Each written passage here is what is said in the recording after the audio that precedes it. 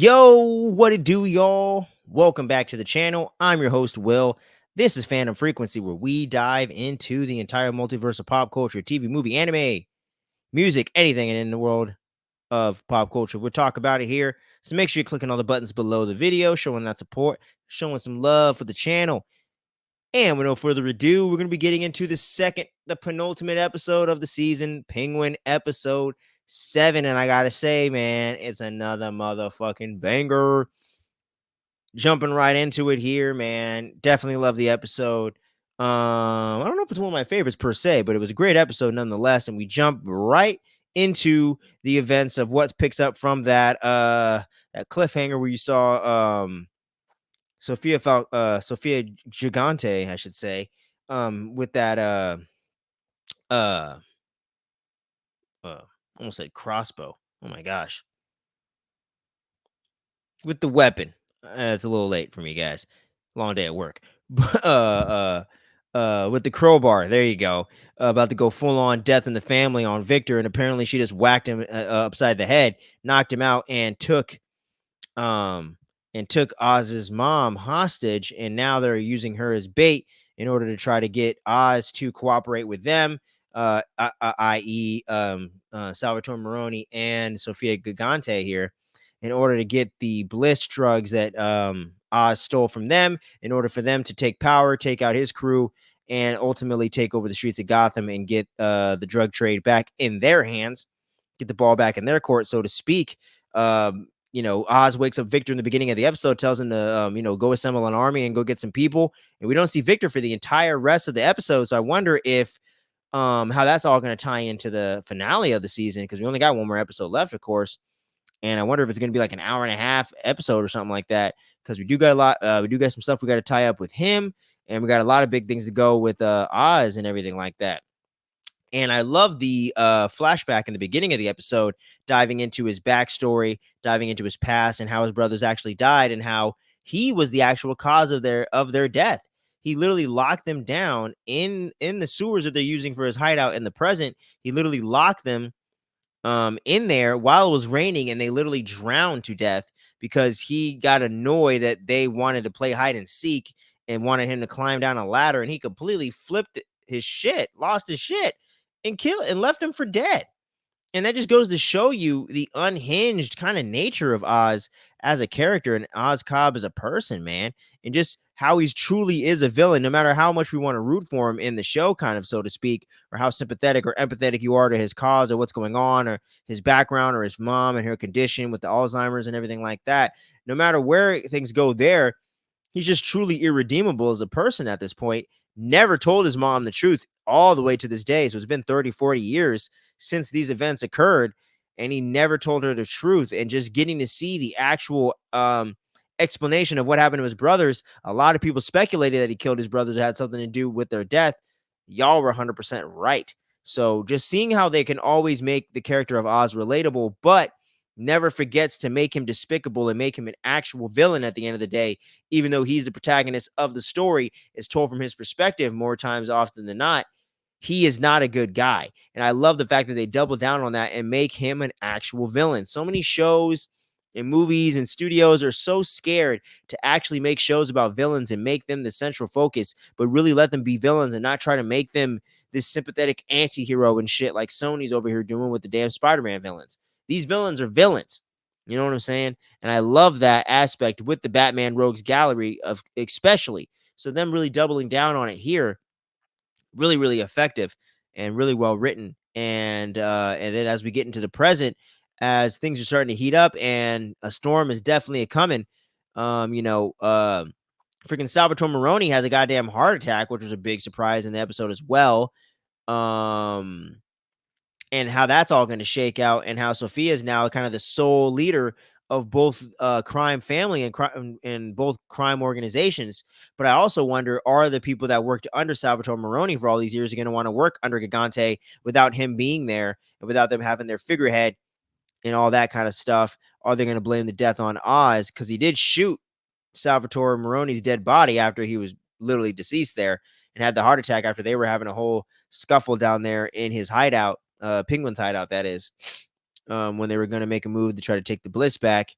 and got so many twists and turns and things of that nature, and getting to see Sophia actually interact with Penguin's mom was really interesting, and how she goes in and out of the Alzheimer's and all that stuff.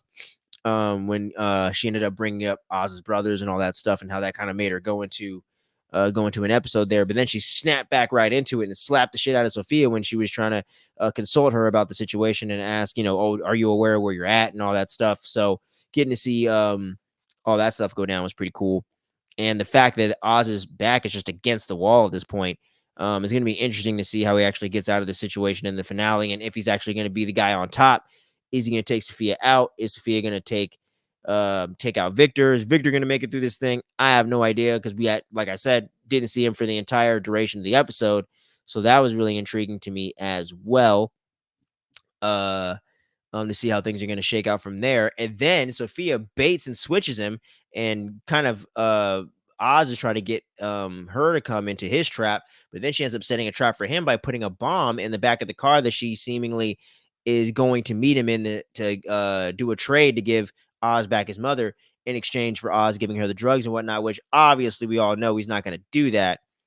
And we all think that, oh shit, maybe something happened to Frances. Maybe she did take her out. But when he takes the little jacket and the cover off of the thing in the back of the car there, he realizes it's a fucking bomb with less than 20 seconds to blow.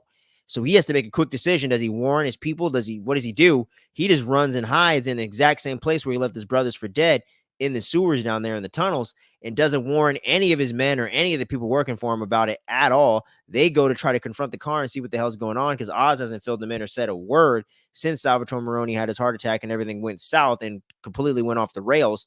And then a big ass explosion goes off and has a big ass explosion right in the middle of Crown Point underground there. So shit is fucked up by the time Oz comes to and wakes up and climbs out of that hole. And then he ends up getting caught up by this corrupt cop that's working with the Gigante family and the Maronis, I believe. So where that's going to lead to the next episode, I don't know. But Sophia has made her power move. She has taken his mom to a different location and totally baited and switched it on him. So I'm really excited to see where things are going to go and how this is all going to shake out, and how this is all potentially setting up big things to come for the Batman Part 2, No Man's Land, all that shit. So I'm really, really enjoying the hell out of this show. It's so well done, and just getting to see more of Colin Farrell as Oz, and Krista Milioti as Sophia, in their whole game of chess back and forth here is super duper interesting. And I keep forgetting the woman's name that plays Oz's mom, but she is absolutely fantastic. And getting to see the younger version of her in the flashbacks and everything, I thought was really good. I thought they did a pretty good job of matching up the accents and whatnot and everything like that. And just getting to see some of that sick, twisted nature of Oz as a character, and some of those things that really make him tick as a character. Really, really cool stuff. But yeah, man, that whole Salvatore Maroni death was definitely hella unexpected. Not seeing Victor for the episode was definitely quite surprising as well.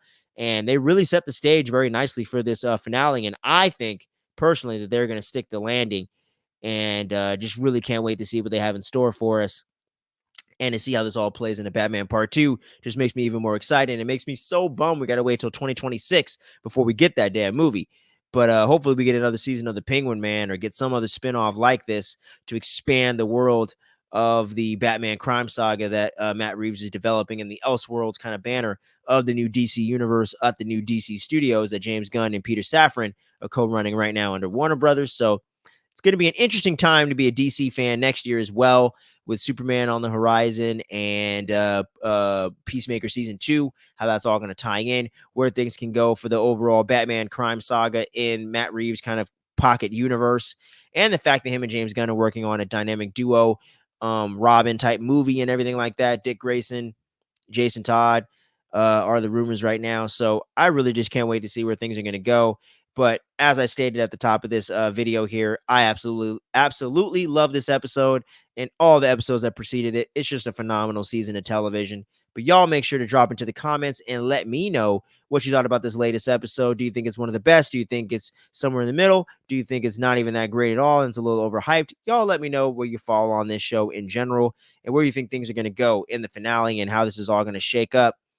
And yeah, and I found it very interesting that the title of the episode was Top Hat, which is obviously a reference to Penguin having a top hat, but also a reference to the video or movie he was watching as a kid that ties into the whole backstory and characterization of really who Oz is as a character. So really love the way that the episode has that kind of double meaning to it, and you can kind of take it as you want to, in a sense.